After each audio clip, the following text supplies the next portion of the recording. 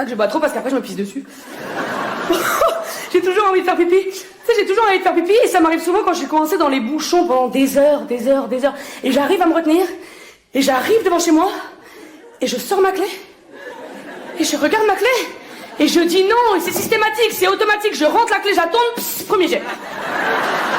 Tout le monde connaît cette position de merde. Tu sais, tu peux pas marcher, tu peux pas courir. Et bien sûr, à ce moment-là, il y a Pierre, ton voisin qui rentre. Pierre qui ne te dit jamais bonjour. Aujourd'hui, Pierre va te parler, oui. Salut Pierre. Tu peux pas être comme ça avec la main qui pue dégueulasse. Bah non. Du coup, tu danses un petit peu devant chez toi. Ouais, salut Pierre, ça va? Ouais, je danse devant chez moi, ouais. Par contre, il va falloir que tu partes, sinon il va y avoir un drame. Merci Pierre, merci. La raison principale pour laquelle les gens vont à Dubaï, c'est parce que c'est l'un des endroits les plus sécuritaires au monde, d'accord? Là-bas, par exemple, il y a des gens qui vont dire c'est autoritaire, moi je trouve ça sécuritaire. Là-bas, par exemple, tu te bats dans le pays, prison.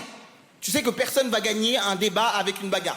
Et personne en boîte de nuit, ah ouais, t'es chaud, bah viens. Non, tu fais ça, c'est que t'es vraiment chaud et t'as beaucoup d'argent, quoi. Si t'es prêt à faire ça à Dubaï, c'est que t'es prêt à dire, ah t'es chaud, c'est à moi que tu parles, bah viens, on sort.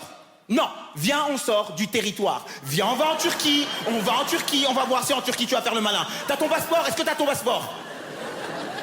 On prend ton jet ou mon jet? Qu'est-ce qu'on fait? Comment on fait? D'ailleurs, messieurs, sachez que quand une femme boude et qu'elle a arrêté de parler, c'est pas parce qu'elle a arrêté de parler qu'elle a vraiment arrêté de parler, hein.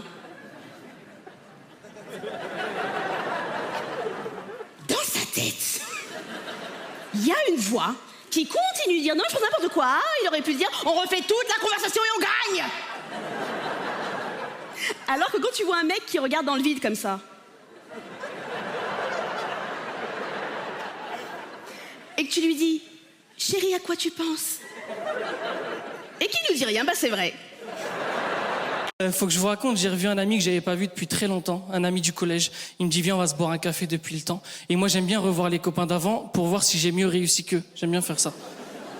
Donc je vais pour boire un café avec mon copain, sauf qu'entre-temps, mon copain c'est devenu une femme. Et il m'a pas dit dans le message je suis devenu une femme.